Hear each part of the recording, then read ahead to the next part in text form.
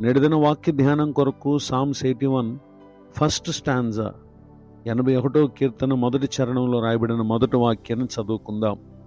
మనకు బలమై ఉన్న దేవునికి ఆనందగానము చేయుడి.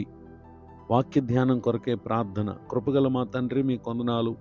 నేడు చదవబడిన ఈ వాక్య భాగం ద్వారా మాతో మాట్లాడి బలపరచండి. యేసుక్రీస్తు నామములో ప్రార్థిస్తున్నాను తండ్రి, ఆమెన్.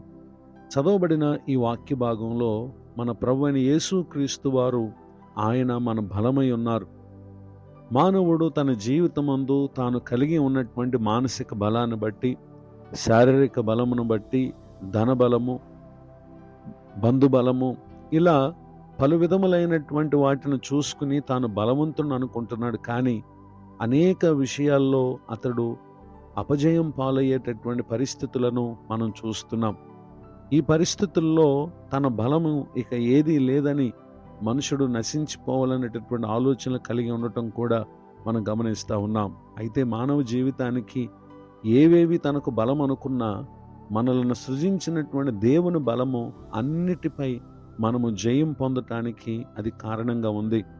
గనుకనే పరిశుద్ధ గ్రంథంలో రాయబడినటువంటి ఒక సంఘటనను మనం పరిశీలన చేస్తే, first book of Samuel chapter 17 verse 37, మొదటి సమూయేలు గ్రంథం 17వ అధ్యాయం 37వ వచనంలో, సింహం యొక్క బలము నుండి, ఎలుగుబంటి యొక్క బలము నుండి నన్ను రక్షించిన యెహోవా ఈ ఫిలిస్తీని చేతిలో నుండి కూడాను నన్ను విడిపించునని చెప్పాను.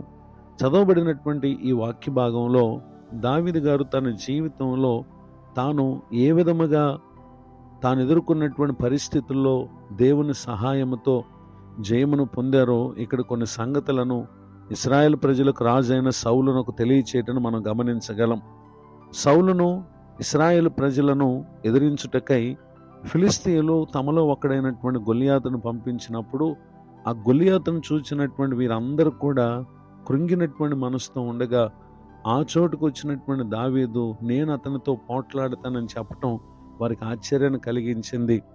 దావీదు చూచుటకు బాలుడుగా, అలానే గొలియాతు యుద్ధాభ్యాసం తెలిసినటువంటి వ్యక్తిగా, అట్టి విధమైనవి ఏవి కూడా బలము చాలని స్థితిలో ఉన్న దావీదును చూసినటువంటి సౌలు ఆశ్చర్యపడ్డాడు. అయితే సౌలు ఎదుట దావీదు దేవుడు తన కొరకు జరిగించినటువంటి కార్యాలను వివరించినటువంటి విషయాలు ఇక్కడ మనం చూస్తూ ఉన్నాం.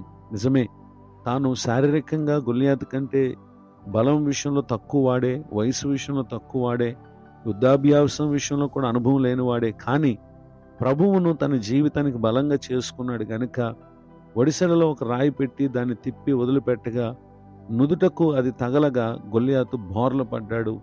ఇశ్రాయేల్ శత్రువు మీద వీరు విజయాన్ని పొందినటువంటి విషయాన్ని ఆ తదుపరి వచనాల్లో మనం చూస్తాం. నిజమే, ప్రభువు ఇచ్చేటటువంటి బలము ఊహించని ఆశ్చర్యకరమైన కార్యాలు మన జీవితంలో మనం పొందటానికి, అనుభవించటానికి కారణంగా ఉంది.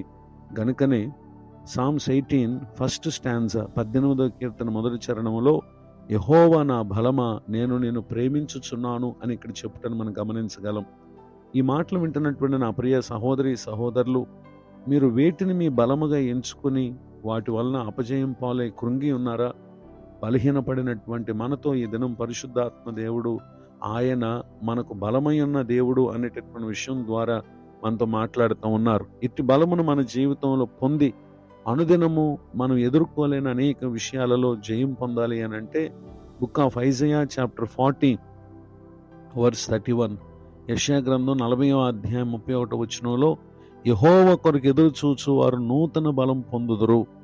ఈ మాటలు వింటున్నటువంటి నా ప్రియులకు, మీరు ప్రతిదినం దేవుని బలము కొరకు ప్రభువును వేడుకొనండి. ఆయన అనుగ్రహించు సహాయం చేత అన్ని విషయాలలో మనం బలవంతులమై దేవుడు అనుగ్రహించేటటువంటి కృపాక్షములకు పాత్రులగునట్లు పరిశుద్ధాత్మ దేవుడి మాటలు మన కొరకే దీవించునుగాక. ఆమెన్. ప్రార్థన. దయగల తండ్రి, మీ కొందనాలు. నేడు విన్న ఈ మాటల ద్వారా మీరు మమ్మల్ని బలపరిచినందుకు స్తోత్రం. కృంగిన స్థితిలో, వేదనలో ఎంతమంది అయితే ఉన్నారో ఇప్పుడే వారి హృదయాలను పరిశుద్ధాత్మ దేవ మీరు ఓదార్చి ధైర్యపరచుదురుగాక. దైవజనులను, వారి కుటుంబాన్ని పరిచయం దీవించండి.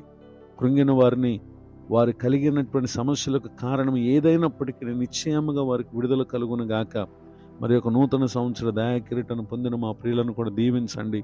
యేసుక్రీస్తు నామములో ప్రార్థిస్తున్నాను తండ్రి, ఆమేన్. తండ్రి కుమార పరిశుద్ధాత్మ దేవుడితోడ నడిపించునుగాక. ఆమేన్.